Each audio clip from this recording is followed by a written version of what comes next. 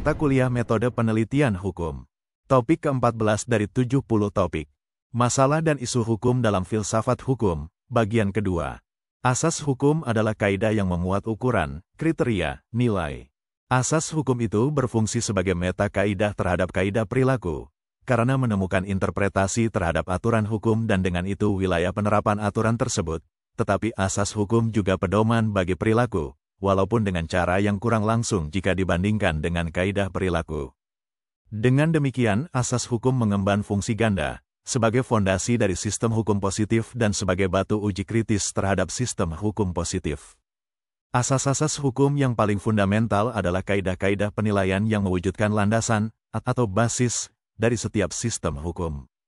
Paul Scholten menyebut 5 asas hukum yang termasuk dalam kategori ini, 2 pasang yang masing-masing terdiri atas 2 asas, yang didukung oleh asas yang kelima, kepribadian berhadapan dengan masyarakat, persamaan berhadapan dengan kewibawaan, atau gezak, yang dipelihara keseimbangannya oleh pemisahan baik dan buruk.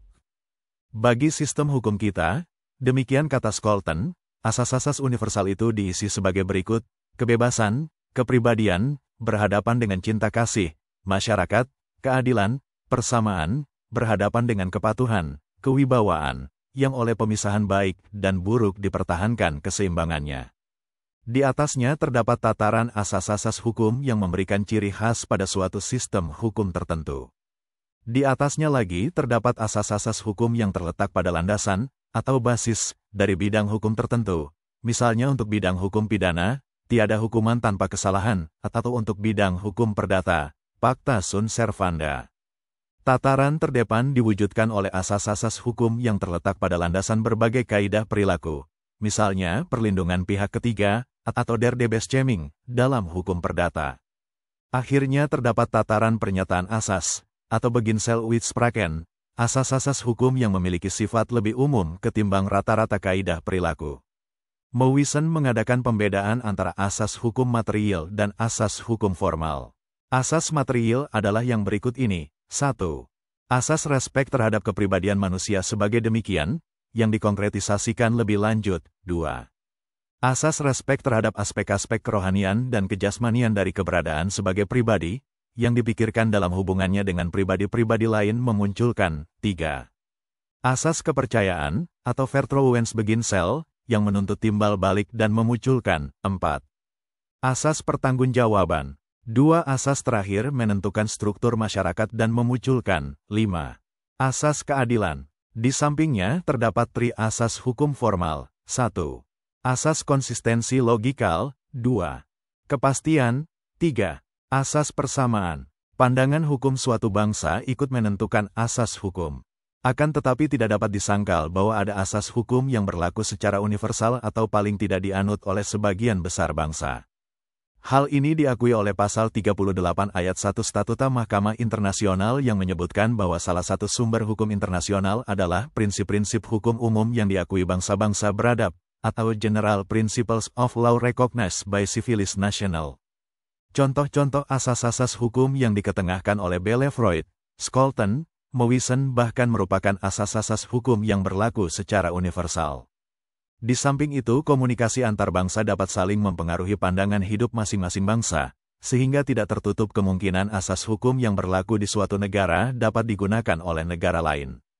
Atau peraturan hukum di suatu negara mengacu kepada asas hukum yang dianut oleh bangsa lain, lebih-lebih dengan adanya globalisasi ekonomi pasca ditandatanganinya Marrakesh Agreement akhir 1993. Tidak sulit untuk mendapatkan asas-asas hukum di bidang hukum bisnis yang kompatibel antara yang diterapkan oleh undang-undang suatu negara dengan negara lain anggota World Trade Organization.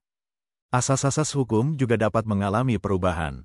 Akan tetapi mengingat asas hukum merupakan sesuatu yang bersifat abstrak, perubahan asas hukum amatlah lambat dibandingkan dengan perubahan peraturan hukum. Dengan berpegang kepada pandangan bahwa asas hukum yang berlaku di suatu negara dapat dipergunakan di negara lain, dapatlah dikemukakan bahwa asas hukum yang lama yang asli yang dimiliki oleh suatu negara mungkin dapat diganti oleh asas hukum yang dimiliki oleh bangsa lain karena asas hukum yang asli tersebut tidak lagi sesuai dengan situasi yang ada. Asas-asas hukum mempunyai arti penting bagi pembentukan hukum, penerapan hukum dan pengembangan ilmu hukum. Bagi pembentukan hukum, Asas-asas hukum memberikan landasan secara garis besar mengenai ketentuan-ketentuan yang perlu dituangkan di dalam aturan hukum. Di dalam penerapan hukum, asas-asas hukum sangat membantu bagi digunakannya penafsiran dan penemuan hukum maupun analogi. Sedangkan bagi pengembangan ilmu hukum, asas hukum mempunyai kegunaan karena di dalam asas-asas hukum dapat ditunjukkan berbagai aturan hukum, yang pada tingkat yang lebih tinggi sebenarnya merupakan suatu kesatuan. Oleh karena itulah penelitian terhadap asas-asas hukum mempunyai nilai yang sangat penting baik bagi dunia akademis, pembuatan undang-undang, maupun praktik peradilan. Sebagai contoh, isu hukum dalam ruang lingkup asas hukum adalah apakah putusan Mahkamah Konstitusi tertanggal tanggal 23 Juli tahun 2004 yang menyatakan tidak berlaku Undang-Undang Nomor 16 Tahun 2003 tentang penuntutan terhadap tersangka bom Bali sesuai dengan asas hukum. Dalam menghadapi isu ini, peneliti harus mempelajari ketentuan undang-undang yang sebenarnya merupakan penetapan peraturan pemerintah pengganti Undang-Undang Nomor 2 Tahun 2001. Selanjutnya yang harus diacu adalah ketentuan-ketentuan konstitusi yang dilanggar oleh undang-undang yang berasal dari Perpu itu. Apabila ternyata kemudian di dalam konstitusi yaitu pasal 28I Undang-Undang Dasar 1945 yang telah diamandemen disebutkan bahwa hak untuk tidak dituntut atas dasar hukum yang berlaku surut merupakan hak asasi manusia, isu hukum itu lalu bergeser apakah konstitusi itu tidak mengandung asas hukum yang saling bertentangan. Dalam hal demikian peneliti perlu menelaah lebih jauh timbulnya asas nullum delictum nulla poena sine praevea lege poenali yang diajarkan oleh Anselm von Feuerbach. Apakah ajaran Feuerbach ini harus diterapkan secara mutlak untuk perbuatan yang bertentangan dengan hak asasi manusia sekalipun? Pemahaman demikian akan menimbulkan isu hukum ikutan yaitu apakah ketentuan konstitusional pasal 28I yang menyatakan bahwa hak untuk tidak dituntut atas dasar hukum yang berlaku surut sesuai dengan asas hukum yang dikemukakan oleh Feuerbach dalam teori von Psychologischen Zwangnya. Sebelum Feuerbach menyusun teori itu perlu juga dibaca, sedapat mungkin buku aslinya, tulisan Montesquieu yang berjudul L'Esprit des Lois yang pertama kali memunculkan asas tersebut. Apabila peneliti tidak mampu menemukan buku aslinya atau tidak paham bahasanya, peneliti dapat juga mencari rujukan dari penulis-penulis yang mempunyai kualifikasi tinggi yang membahas asas tersebut seperti Paul Scholten dan lain-lain. Dalam melakukan penelitian mengenai asas retroaktivitas ini, peneliti juga dapat membandingkan dengan kasus Adolf Eichmann dan peradilan Nuremberg. Bukan tidak mungkin peneliti kemudian memang menemukan bahwa pencantuman ketentuan itu dalam Undang-Undang Dasar 1945 tidak sesuai dengan asas tersebut. Apabila hal itu yang terjadi, peneliti dapat merekomendasikan seyogianya ketentuan itu dicabut. Itulah materi topik ke-14 metode penelitian hukum. Channel ini dimaksudkan membantu para mahasiswa untuk memahami perkuliahan dan masyarakat umum yang ingin menambah wawasan. Video tutorial dituturkan dan disubtitelkan agar dapat ditonton, dibaca sambil didengarkan. Untuk pemahaman yang lebih baik, putar dan dengarkan video tutorial berulang-ulang.